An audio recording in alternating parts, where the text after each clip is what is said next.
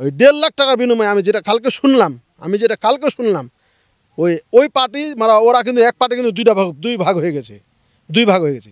এক পার্টি বলছে যে তোমরা যে আমাকে যেতে বলছো তুমি এককভাবে 1.5 লাখ টাকা খাই ফেলবে আর আমরা যাবো ওখানে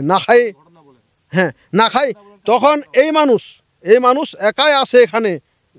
মানে প্রায় 1-150 মানুষ নিয়ে আসে নিজে দাঁড়া থাকে আমের গাছগুলা মানে কাটা হয়েছে একদম ডগ কাটে দিচ্ছে পুলিশ আসে বলছে এটা মানে সাথে আবার ফের পুলিশ চলে আসলো যখন আমরা আসে পৌঁছিলাম তখন কিন্তু আবার ফের পুলিশ আসে পৌঁছিল এখন পুলিশ যদি না আসতো তাহলে কিন্তু কোনো একটা হয়ে যেত আর কি